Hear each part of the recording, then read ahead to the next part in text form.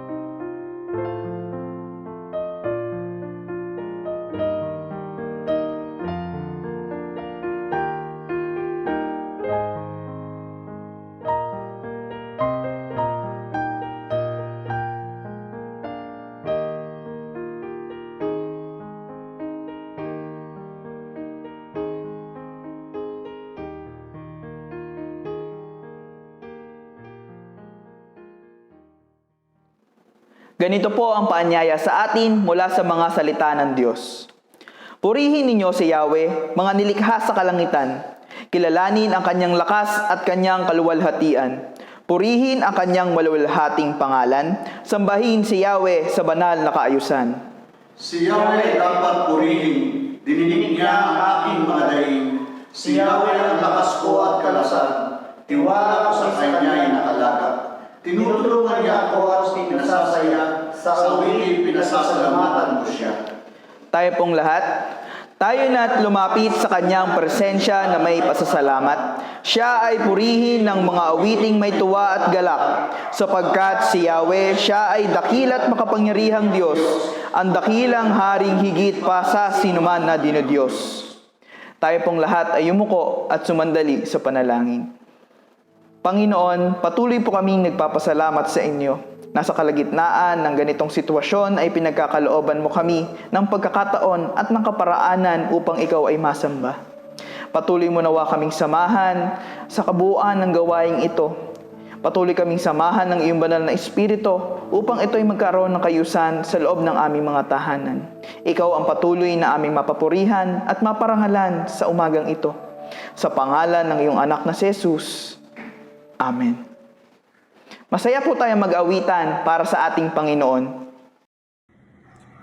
Tayo po ay magpuri at magpasalamat sa Panginoon sa pamamagitan po ng pag-aawitan sa Kanya.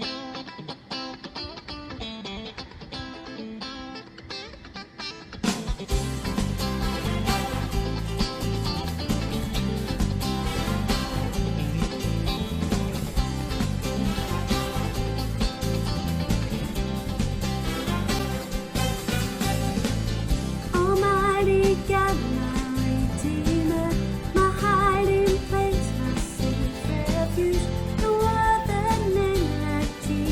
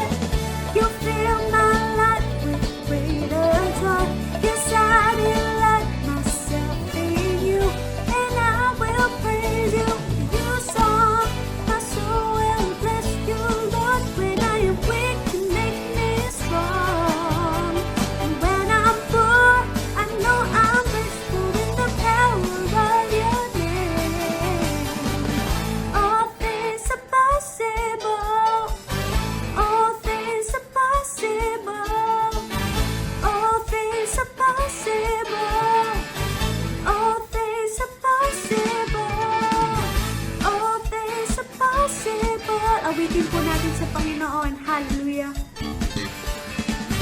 All things are possible. All things are possible.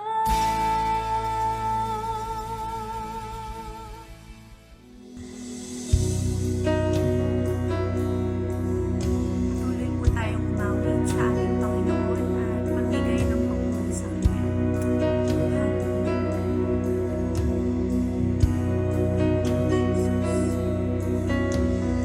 Lord of all the earth, how you care for me.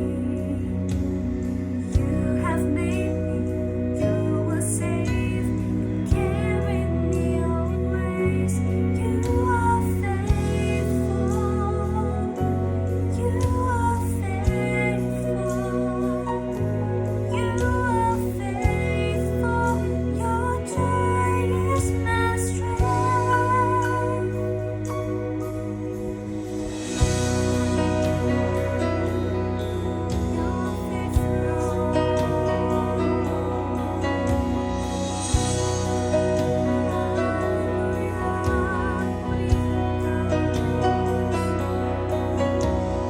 Lord, you are my God.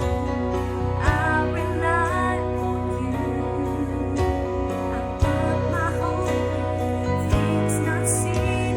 His promises all true. You are faithful.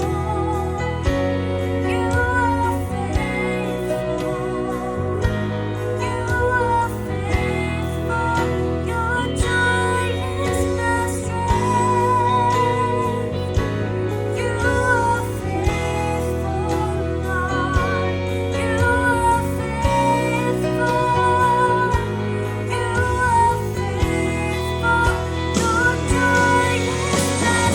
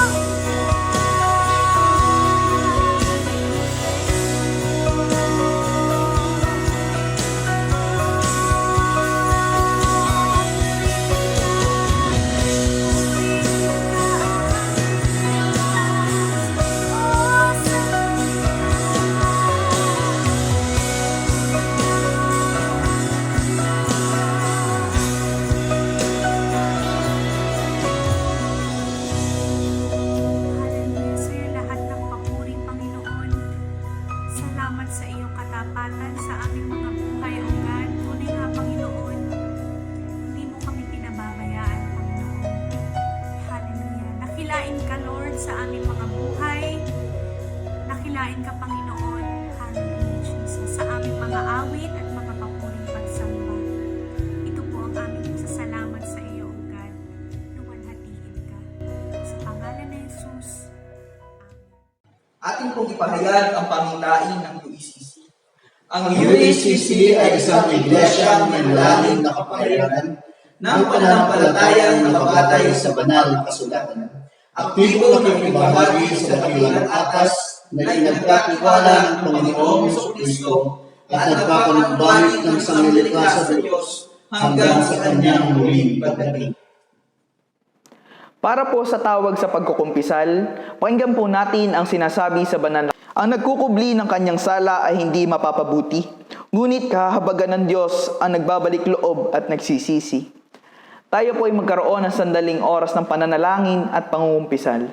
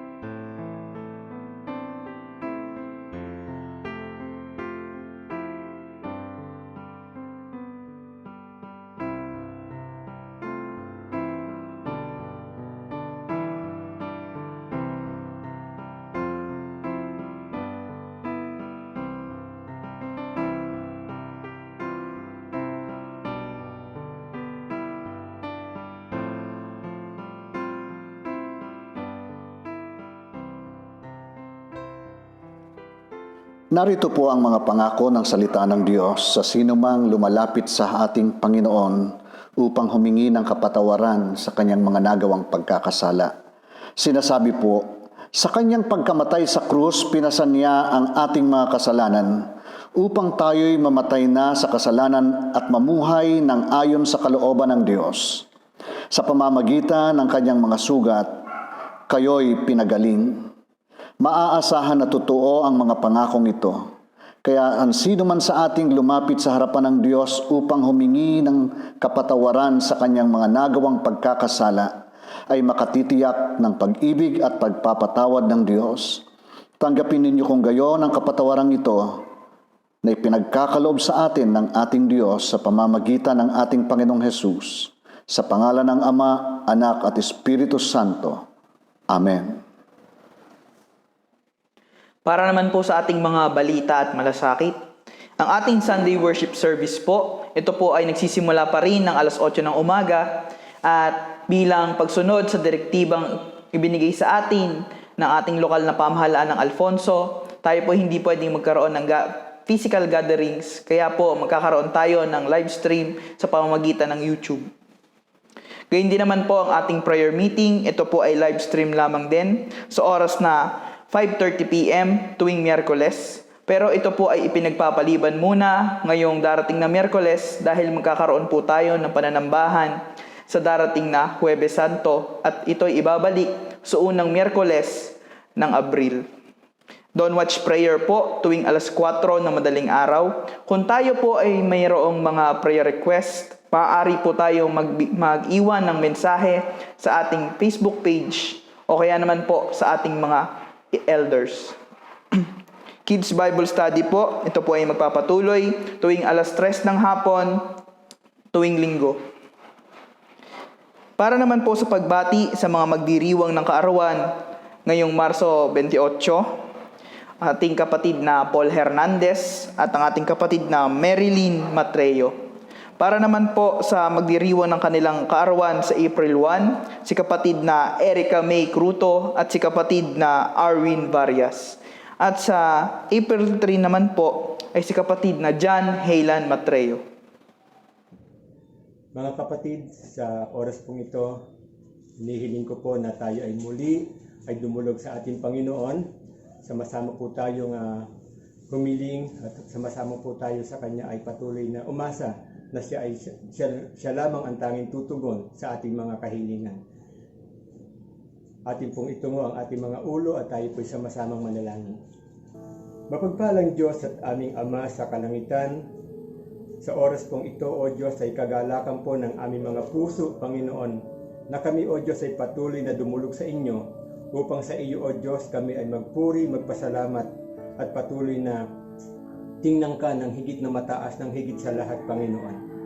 Kaya sa pagkakataong ito, O Diyos, sa aming pong paglapit na ito, laki po ang aming pagpapakumbabang loob sa inyong banal na harapan, ang aming pagkilala na kami, O Diyos, ay walang magagawa kung wala ka sa aming mga puso, kung wala ka sa aming mga buhay. Kaya salamat po sapagkat alam po namin na tanging ikaw lang ang Panginoong Hesus ang makakapaggawad sa amin ng kakumpletuhan ng aming puso, ng aming isip, ng aming diwa sa pamamagitan ng pagsubaybay at pag-iingat ng inyong banal na Espiritu. Kaya salamat po ng marami at sa oras na ito, una po sa aming mga nais na idulog sa iyo, sa aming pagpapailan lang ng aming mga panalangin, Panginoon. Nawa po, O Diyos, katulad ng UECC Family, Panginoon, patuloy nga po na kami lingapin ninyo, ingatan nyo at samahan ninyo kami patuloy. Katulad, Panginoon, ng pagkakataong ito na kung saan, Panginoon, muli kami, O Diyos, ay nagkalayo-layo. Hindi kami, Panginoon, sama-sama nakakapagpuri sa iyong banal na tahanan, subalit alam po namin, Panginoon, na sa ganito, Panginoon, pagkakataon, bunga, Panginoon, na mapaghamong panahon at sa nararanasan namin, Panginoon, na mga salot o sakit na namamalas ng aming mga mata at nadadama namin, Panginoon. Lord, tulungan niyo po kami na sa aming, Panginoon, pagsasama-sama sa aming kalagayang ito ay patuloy na ikaw po, O Diyos, ang lagi namin, Panginoon, maging laman ng aming puso at kayo, O Diyos, ang patuloy na aming papurihan, pasalamatan, sambahin sa Espiritu at sa katotohanan. Tunay nga po, Panginoon, na sa lahat ng oras, ang iyong kabutihan ay sapat at tapat sa pangangailangan ng lahat. Tulad, Panginoon, ng aming mga kapatid na kung saan, O Diyos, ay labis, Panginoon, ang mga material na pangangailangan, Panginoon, naroon din po ang aming dalangin sa inyo, O Diyos, na tulungan niyo po ang bawat pamilya na kung saan nagkukulang, Panginoon, sa pang-araw-araw na pangangailangan. Ikaw po, O Diyos, ang patuloy na lapitan namin, patuloy na dulugan namin, at patuloy na marapati mo na ang pangangailangan ito ay matustusan, Panginoon, at makita na ang lahat ng ito ay ikaw lang, Panginoong Hesus, ang makakapagpuno para sa bawat pamilya. Salamat po ng marami. Gayon din po, O Diyos, sa amin po, Panginoong, mga gawain, ang Bible study, prayer meeting, Panginoon. Lord, patuloy mo po kami, Panginoon, samahan. At sa ganito, Panginoong, aspeto ng mga gawain na aming, Panginoong, tutungkulan o gagampanan, O Diyos, naway patuloy nga, O Diyos, na ito'y may pagpatuloy upang sa gayon, Panginoon, ay patuloy na ang kalakasang espiritual, ang kaayusan, Panginoon, ng pananampalataya at ang paglago, Panginoon, ay lagi, Panginoong, maranasan ng bawat anak mo. Napakabuti mo, O Diyos. Dahil dito, Panginoon, kami, O Diyos, ay patuloy na nakakaranas, Panginoon, ng maalab na pagsamba at maalab na pagpupuri sa inyong banal na pangalan. Lord, ganun din po ang aming dalangin sa inyo, Panginoon, sa aming mga lingkod mo, Panginoon, na ginagamit sa iglesia. Patuloy mo pong pangasiwaan ang kanilang mga kalusugan, ang kanila, Panginoong, mga puso at isip, diwa, Panginoon, sa pagsasaayos, Panginoon, ng mga gawain sa iglesia. Ikaw po, O Diyos, ang patuloy na magpadama sa kanila ng pag-ibig, Panginoon. Katulad, Panginoon, ng aming mga pastors, ang mga leader ng iglesia, Panginoon. Tulungan niyo po kami na patuloy na ang lahat ng ito, Panginoon, na maging maayos ang lahat ng pangangasiwa na gagawain, Panginoon, upang patuloy, O Diyos, na ang gawain ay sumulong, lumago, at magkaroon ito, Panginoon, ng magandang patutunguhan. Salamat po, O Diyos, dahil sa iyo, O Diyos, ang lahat ng ito ay magkakaroon, Panginoon, ng katuparan. Gayon din po, Panginoong Hesus, ang aming mga kapatid na sa mga oras na ito, Panginoon, ay maaaring may mga mabibigat na pinagdadaan ng pagsubok. Lord, alam ko po, Panginoon, na tanging sa mga kamay mo lamang, O Diyos, makakasumpong ng kagalingan, makakasumpong ng kalakasan, Panginoon. at maging kagalakan, Panginoon, sa kabila ng mga pagsubok na dumarating. Ang aming pong dalangin sa iyo, Panginoong Jesus, O God, ay inyo po sila, Panginoong, puspusin ng pag-ibig mo, Panginoon. At pagkalooban mo sila, Panginoong Jesus, ng kagalingan. At madama nila, Panginoon, na ang kagalingan ito ay tanging sa iyo lamang magbubuhat, Panginoon, o nagmumula, Panginoon. At sa ganito, Panginoon, kaparaanan, O Diyos, madama nila, Panginoon, na sa kanila, Panginoon, kalagayan sa kasalukuyan na pinagdadaanan, ay hindi sila, Panginoon, nagkakaroon, Panginoon, ng panghihina, Panginoon. Salamat po ng marami, at alam po namin na sa ganitong mga pagkakataon, O Diyos, ikaw lamang ang karapat-dapat na lapitan, hingan, Panginoon, ng lahat ng ito. Lord, gayon din po, Panginoong Jesus, ang aming Panginoong mga kapatid na maaaring nagdadaos ng kaarawan sa araw na ito at maging sa darating pa mga araw sa loob ng linggong papasok. Pagpalain niyo po ang mga kapatid namin ito, Panginoon. Patuloy nga po na pagpalain niyo po ang kanilang mga buhay, ang kanilang mga kalusugan, higit sa lahat ang kanilang pananampalataya, Panginoon. Patuloy na sila, O Diyos, ay tingnan ka ng higit na mataas sa lahat, Panginoon, na sa kanila, O Diyos, ay nagpapala. At patuloy nga po, Panginoon, na sila'y patuloy na makadama, Panginoon, na sa kanilang buhay na nagdaan taon at sa darating pa mga taon ng kanilang mga buhay, ay may Diyos na sa kanila ay handang umalalay at lagi nila itong madama at lagi nila ito, Panginoon, na maipadama, Panginoon, sa inyo. Salamat po ng marami at ganun din po, O Diyos, sa mga kapatid namin na nagdaraos ng anibersaryo ng kasal, Panginoon. Salamat po sapagkat patuloy mo, Panginoon, silang pinagpapala. Dawa nga po, O Diyos, sa kanilang mga buhay ay patuloy na ipadama mo sa kanila, O Diyos, ang mga pagpapala na kung saan sa nakaraang taon ay naroon po, O Diyos, ang inyong pagsama. Gayon din po, O Diyos, sa mga lalakaran pang panahon ng kanilang pagsasama. I-bless mo po sila, Panginoon. Patuloy niyo po silang pagkalooban pa ng malusog na pangangatawan, maayos, Panginoon, na pananampalataya, Panginoon, at ang kanilang mga pamilya, Panginoon, ay patuloy na kupkupin mo sila, Panginoon, at patuloy na sila, O Diyos, ay makita mo na nagpupuri, nagpapasalamat, at patuloy na ibinabalik sa iyo, Panginoon, ang kapurihan at karangalan dahil sa mga kaayusan ng kanilang mga buhay, Panginoon. Lord, ang lahat pong ito'y aming kagalakan na sa iyo, Panginoon, ay banggitin.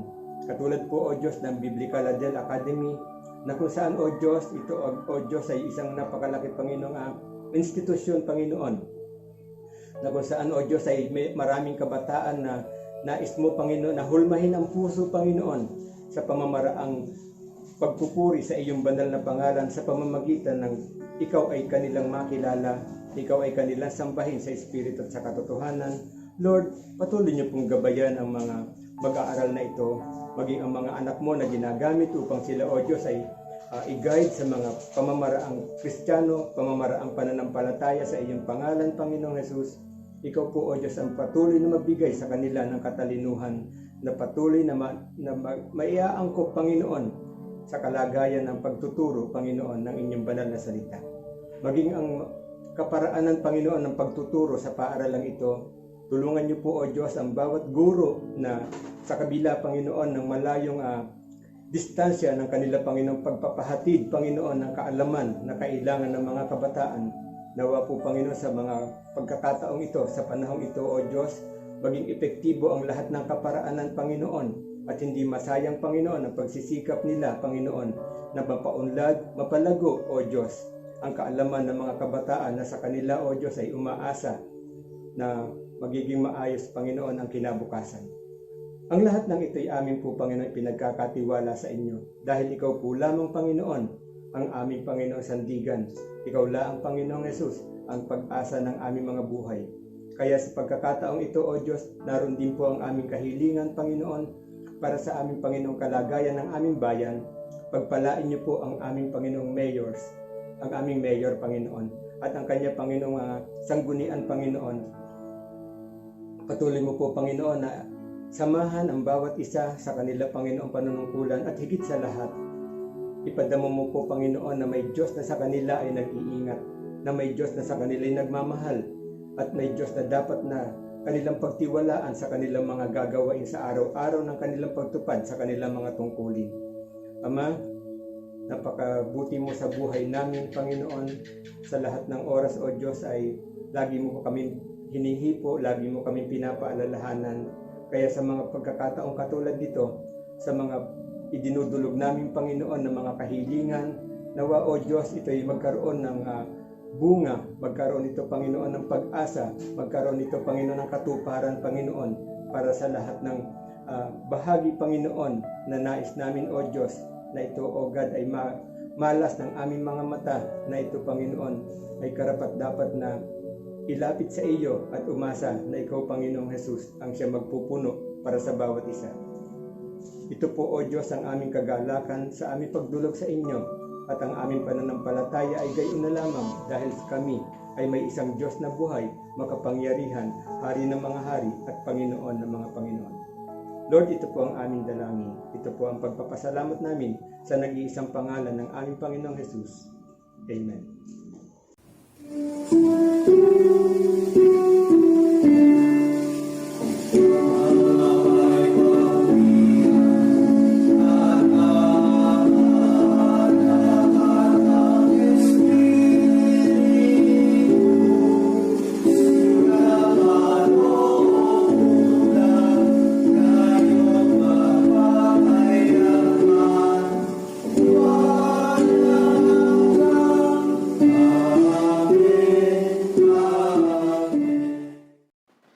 Ang talatang batayan po natin sa umagang ito ay ating matatagpuan sa Ebanghelyo ayon kay Mateo, kabanatang 21, talatang 1 hanggang 10.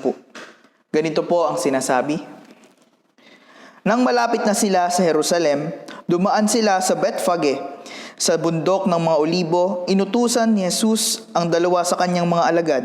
Pumunta kayo sa susunod na nayon at makikita ninyo kaagad doon ang isang babaeng asno na nakatali kasama ang kanyang anak. Kalagan ninyo ang mga iyon at dalhin sa akin. Kapag may nagtanong sa inyo, sabihin ninyong kailangan iyon ng Panginoon at ibibigay niya agad ang mga iyon sa inyo. Sa gayon natupad ang sinabi ng propeta. Sa lungsod ng Sion ay ipahayag ninyo, tingnan mo ang inyong hari ay dumarating. Siya'y mapagkumbaba, masdan mo siya't nakasakay sa isang asno at isang bisiro na anak ng asno. Lumakad nga ang mga alagad at ginawa ang iniutos ni Jesus. Dinala nila kay Jesus ang asno at ang bisiro at isinapin sa likod ng mga ito ang kanilang balabal at sumakay si Jesus. Maraming naglatag ng kanilang balabal sa daan. Mayroon namang pumutol ng mga sanga ng kahoy at ito'y inilatag sa daan. Nagsisigawan ang mga taong nauna at sumusunod sa kanya. Sigaw nila, purihin ang anak ni David, pinagpala ang dumarating sa pangalan ng Panginoon. Purihin ang Diyos. Pagpasok ni Jesus sa Jerusalem, nagulo ang buong lungsod. Sino kaya ito? Tanong nila. Si Jesus, ang propetang taga Nazaret sa Galilea. Sagot ng karamihan. Tayo po'y pinagpala na sa pagkakarinig ng salita ng Diyos. Idagdag niya nawa sa atin ang pagkaunawa. Sama-sama po nating awitin ang awit ng paghahanda.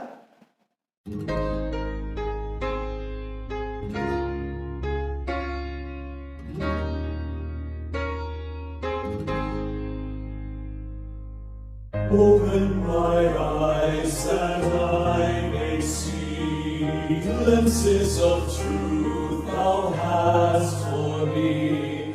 Place in my hands the wonderful key that shall unclasp and set me free. Silently now I wait for thee, ready, my God, thy will to see. Open my eyes, illumine me, Spirit divine. Open my ears that I may hear voices of truth thou sendest here. And while the wave notes fall on my ear, everything false will disappear. Silently now I wait for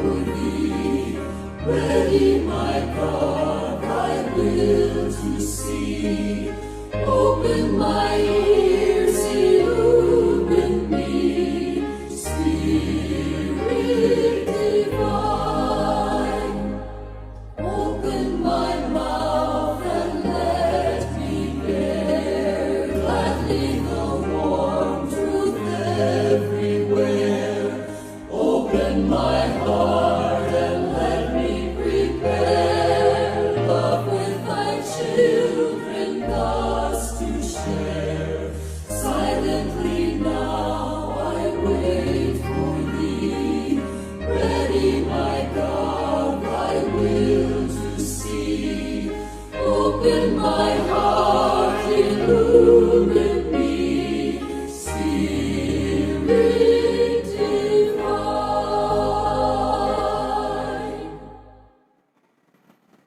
Tayo po ay saglit na yumuko sa harapan ng Diyos at tayo po ay manalangin. Ipinagpapasalamat namin sa iyo, O Diyos, ang iyong pagpapaging dapat sa amin na dumulog sa iyo sa pagsamba sa umagang ito. Gayon din naman ang patuloy na pagkakataong ibinibigay mo sa amin upang kami ay makapagbulay ng iyong mga salita sa oras na ito. Pagkalooban mo kami ng karunungan na nagmumula sa iyo. Buksan mo po ang aming mga diwa at hayaan mo pong malayang kumilos ang banal na Espiritu upang ang iyong mga mensahe na aming pakikinggan sa umagang ito ay maunawaan namin at ito, O Diyos, ay patuloy na malakaran namin sa aming mga buhay sa pangalan ng aming Panginoong Hesus. Amen.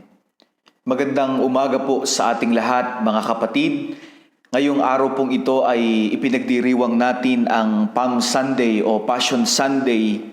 Ito po ay hudyat na tayo po ay formal ng papasok sa Holy Week o sa Passion Week, kung saan atin pong aalalahanin ang pagpapakasakit ng ating Panginoong Hesukristo hanggang siya ay humantong sa kanya pong kamatayan sa krus.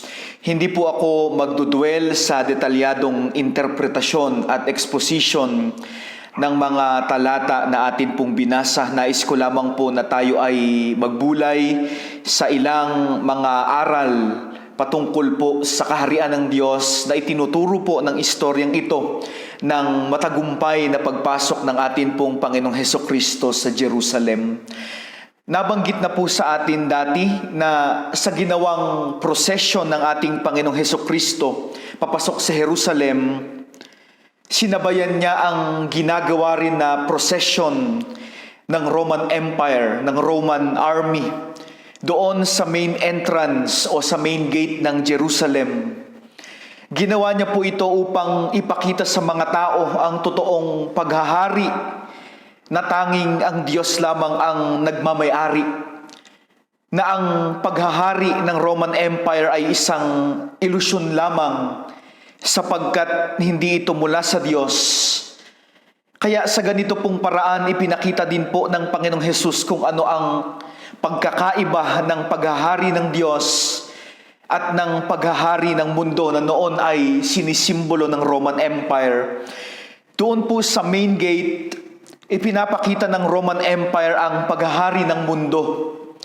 Ito po ay punong-puno ng spectacle, display ng kapangyarihan, display ng kayamanan, display ng kagandahan at ng pagiging elegante, display ng violence at pananakot, at kung ano-ano pa pong display na nagpapakita po sa false na kaluwalhatian at tagumpay ng tao. Subalit sa ginawa pong prosesyon ng atin pong Panginoong Hesukristo, kung saan kanyang ipinahayag ang paghahari ng Diyos at kung ano po ang uri ng paghahari mayroon ng Diyos, ito po ay nabalot ng kasimplihan, ng pagiging payak at ng kapakumbabaan. Kaya naman po sa ganitong paraan din, ipinakita po ng Panginoong Hesus kung ano talaga ang tunay na mahalaga sa buhay, kung ano po talaga ang tunay na mahalaga sa harapan ng Diyos. Kapag inalis na po yung mga sinasandalan natin, kapag hindi na po natin maisuot yung ating mga paboritong damit, kapag hindi na po natin makain yung paborito nating pagkain, hindi na po tayo makapunta doon sa mga lugar na gustong-gusto nating pinupuntahan, kapag hindi na po natin malapitan yung mga taong ating inaasahan, kapag tinanggal na po lahat ng mga dekorasyon at palamuti sa buhay, ang matitira na lamang po sa atin ay kung ano ang tunay na mahalaga. Alam niyo po, maaaring ang sitwasyon po na meron tayo sa oras na ito, na parang wala ng katapusan, maaari po natin itong tignan na oportunidad upang makita natin ano po ba talaga yung mga bagay na inakala natin dati na hindi mahalaga, na yun pala ang totoong mahalaga. At ano yung mga bagay na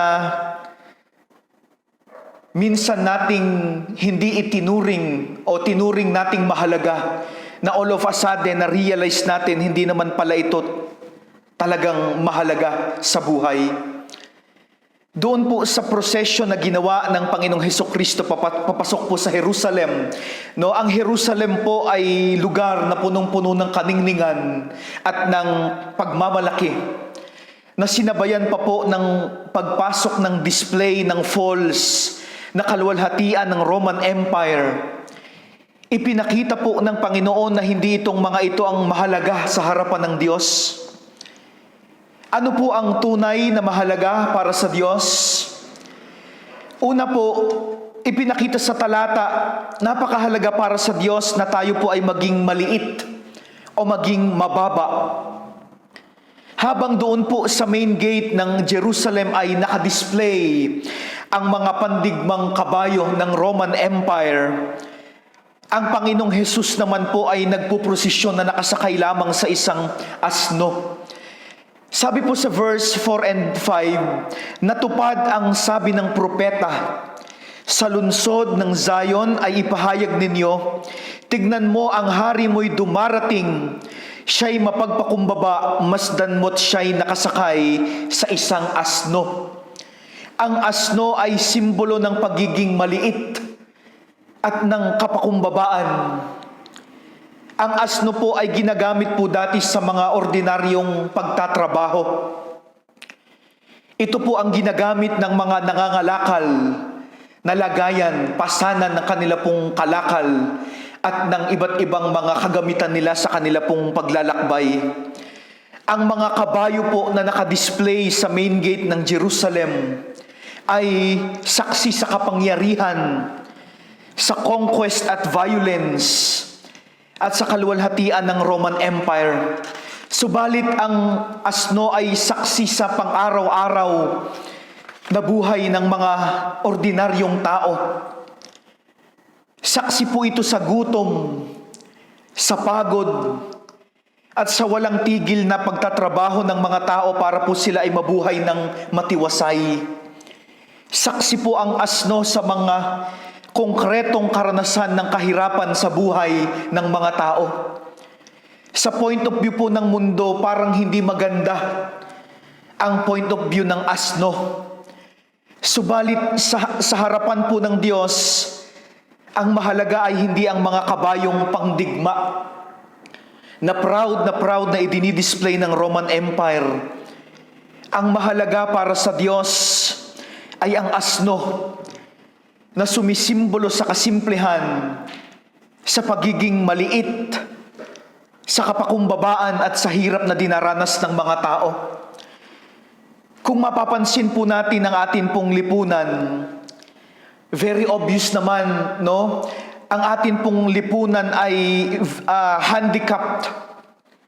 Subalit sa kabila nito, patuloy pa rin ang pagdidisplay sa ating lipunan ng false na kapangyarihan, ng kunwaring pagiging elegante, ng pagiging presentable kunwari.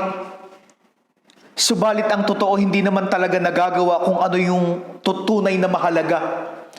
Makikita po natin kung paanong, halimbawa, ang ilang malalaking kumpanya nagpapagandahan ng presentation ng kanila pong mga vaccine, nagpapataasan ng percentage ng effectivity.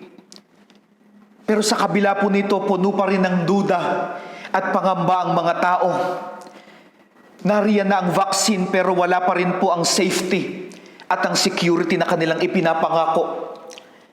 Noon pong isang araw, sa gitna ng kaguluhan na nangyayari sa mundo, nagawa pa rin pong mag-missile test ng North Korea.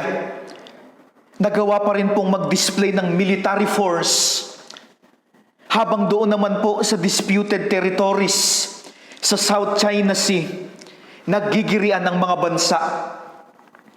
At dito sa ating bansa, habang nangyayari ang mga bagay na ito, yun pong mga politiko na obvious naman na pilit nilang pinapaingay ang pangalan nila dahil tatakbo sila next year.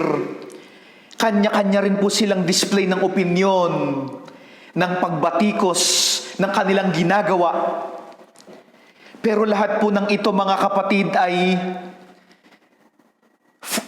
para lamang ipakita ang kanila pong tawag dito, validity na sila'y tumakbo para sa susunod na halalan.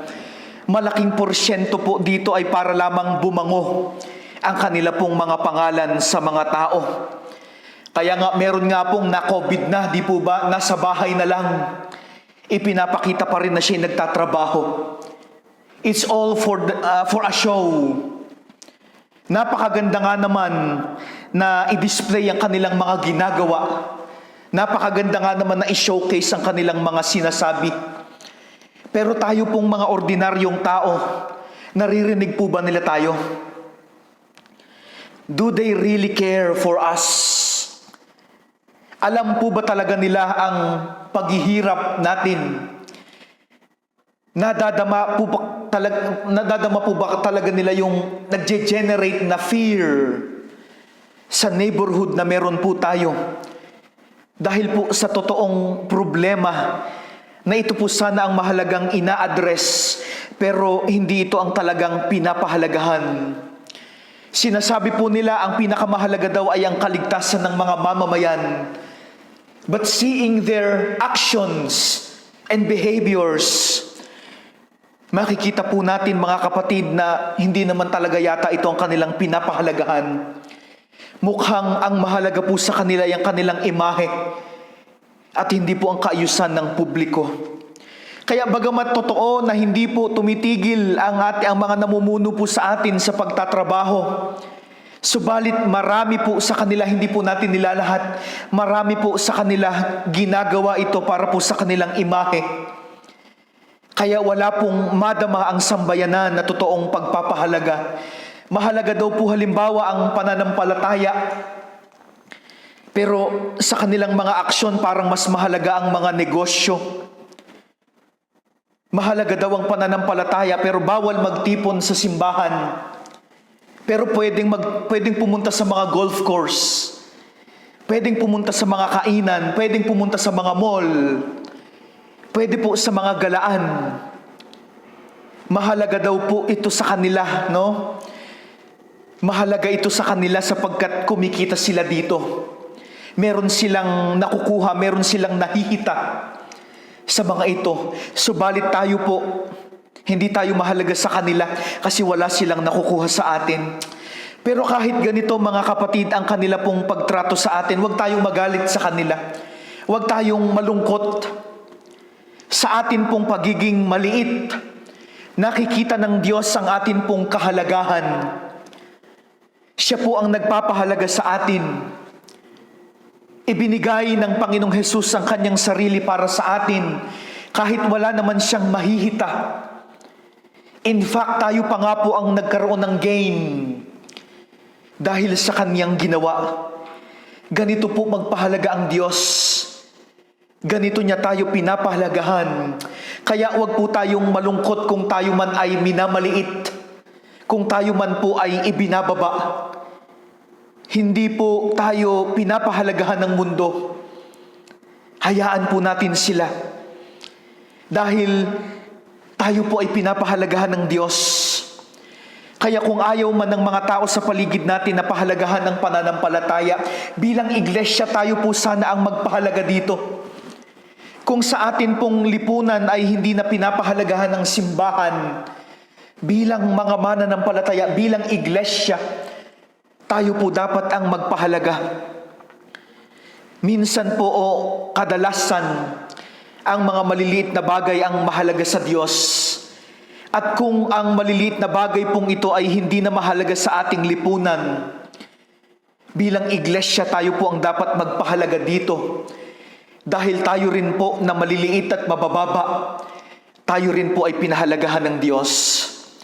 Pangalawa, ipinapakita din po sa ating talata na napakahalaga ng mga hindi nakikita. Hindi po natin nakikita ang virus, pero dito po nakatingin, dito nakatuon ang paningin ng buong mundo. Sapagkat ang virus na ito na hindi nakikita ay nagdadala ng sakit. Ito po ay nagdudulot ng kamatayan. Kaya makikita natin sa fenomeno na ito, mukhang tinuturuan ng Diyos ang mundo na tumingin sa mga bagay na hindi nakikita. Kagaya po ng mga mahahalagang virtues.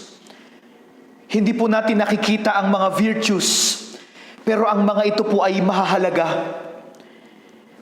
Hindi tayo nakikita ng mundo. Buti pa nga po yung virus, parang kahit invisible, nakikita ito ng mga eksperto. Pero ang mga tao na naaapektuhan ng virus na ito, para pong hindi nakikita ng mga eksperto. At kung makita man po nila ang mga tao, ang nakikita pa rin po nila ay ang kanilang kikitain. Halimbawa doon po sa vaccine. Kaya nga po yata nagkaroon na naman ng panibagong surge sa mga cases throughout the world. Naramdaman yata nila na marami ang ayaw magpabakuna.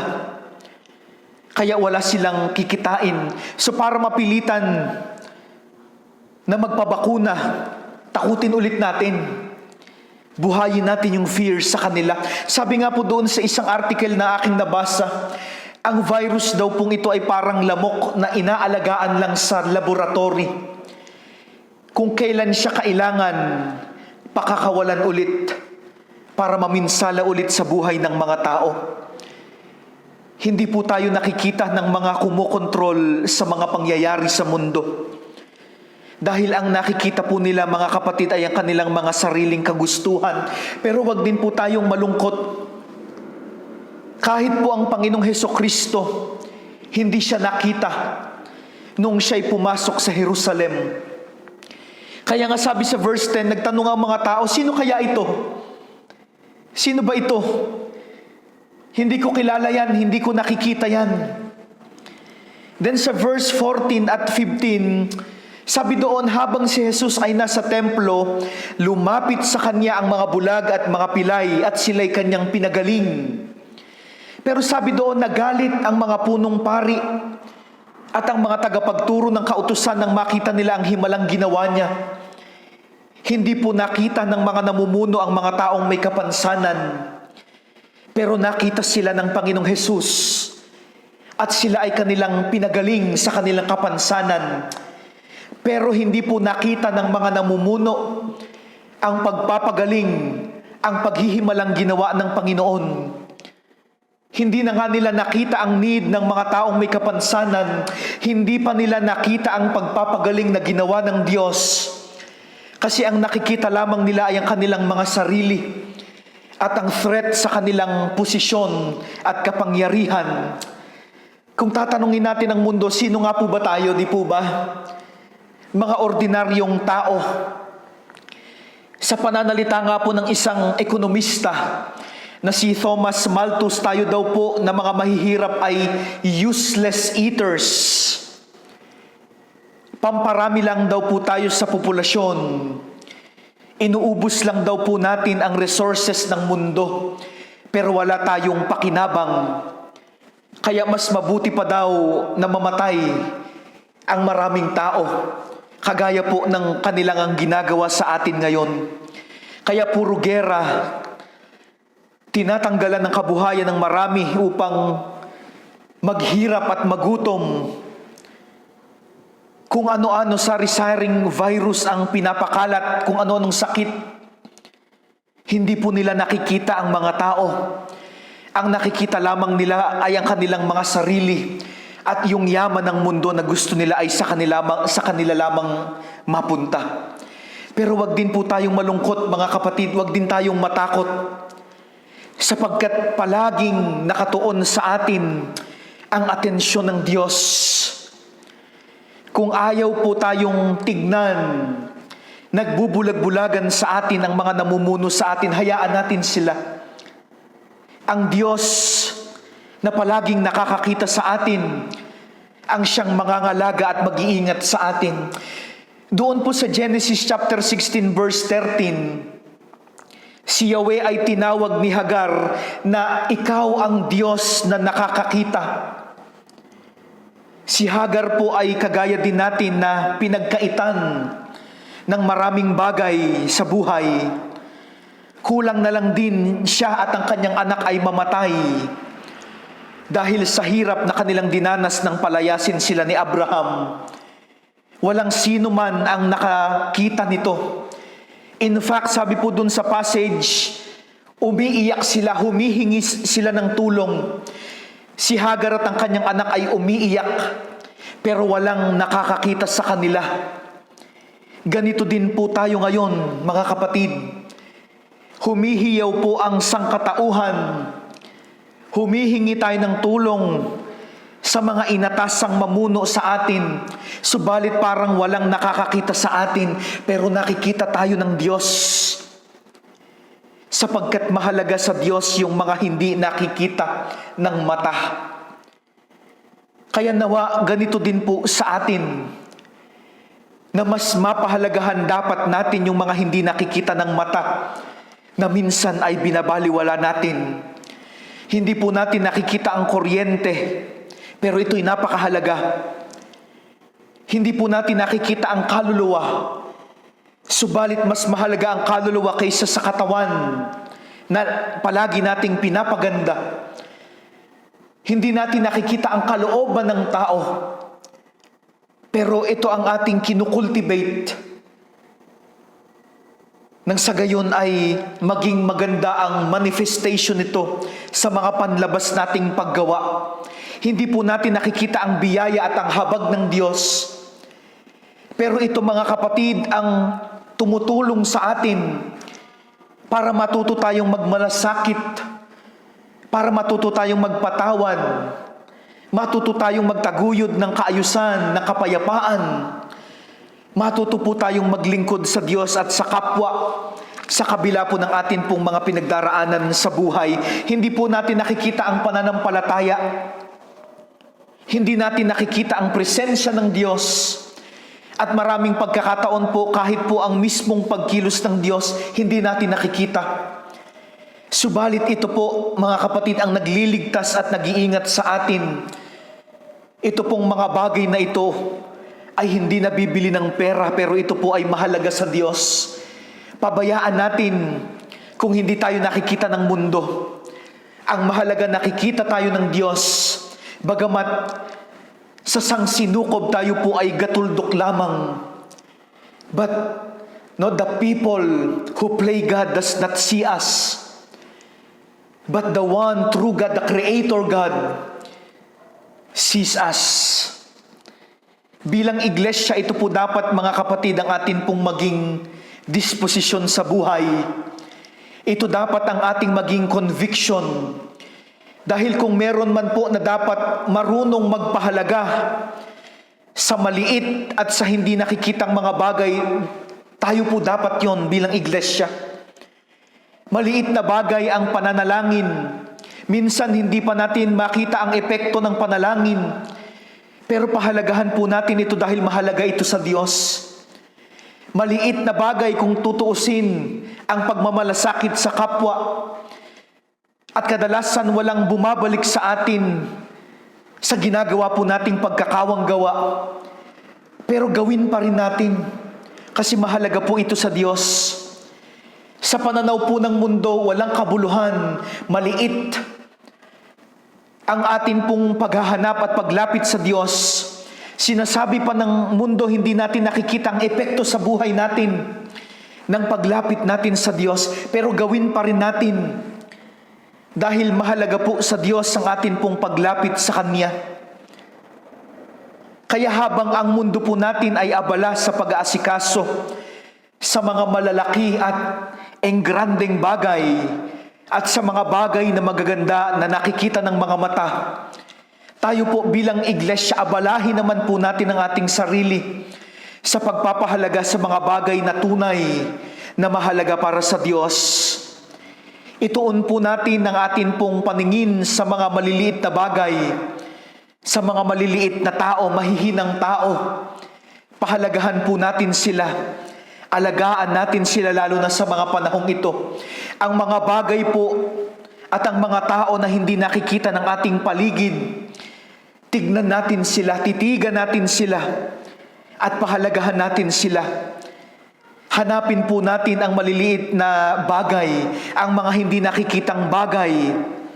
Hanapin po natin ito. Dahil ito mga kapatid ang dapat mag-occupy ng ating isip. Dahil sa kabila po ng kadakilaan ng Diyos, pinili niyang mag-dwell sa mga maliliit na bagay.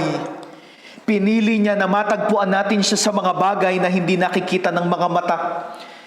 Sapagkat ang nais po ng Diyos ay magkaroon tayo ng pananampalataya. At sa ganito pong paraan, malaman natin ang kanyang kalooban.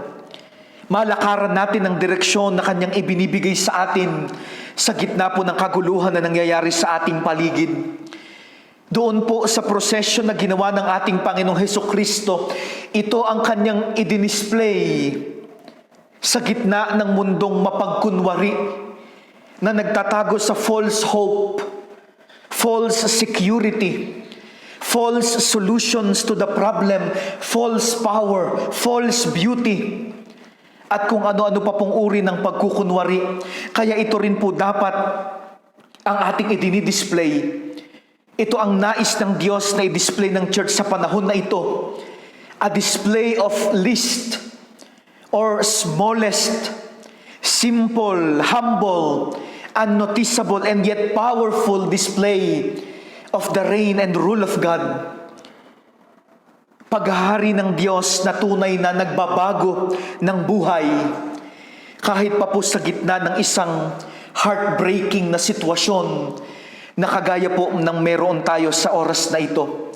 Patuloy po tayong magbulay sa mga kalooban na ito ng Diyos na ipinapahayag sa atin sa oras na ito.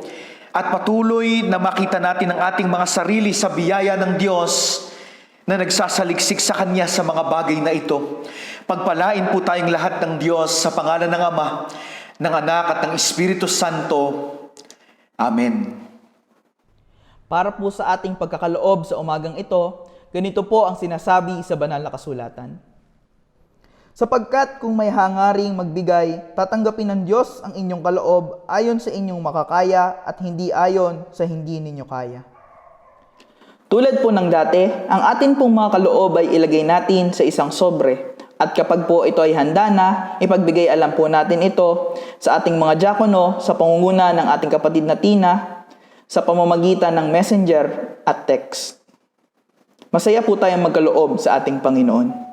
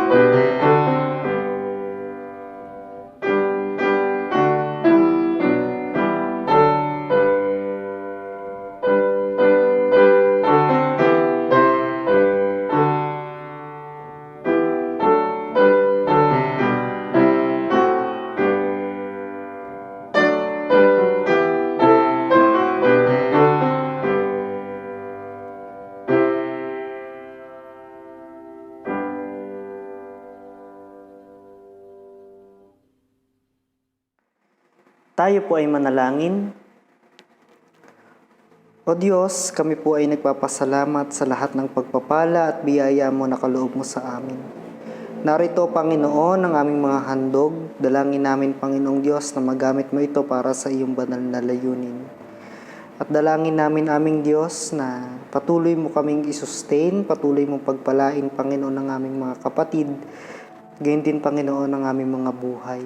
Tugunan mo lahat, Panginoon, ang aming mga pangangailangan. At dalangin namin, Panginoong Diyos, ang patuloy mong paglalayo sa amin sa kahit anong uri ng kapahamakan, lalo na, Panginoon, sa kumakalat na sakit. O Diyos, gamitin mo po ang aming mga kaloob para sa iyong banal na layunin. Maraming salamat po, aming Diyos, sa iyo lamang ang kapurihan, ang pasasalamat at pagdakila sa natatanging pangalan ng aming Panginoong Hesus. Amen at Amen. Atin pong awitin ang awit ng pagtatalaga.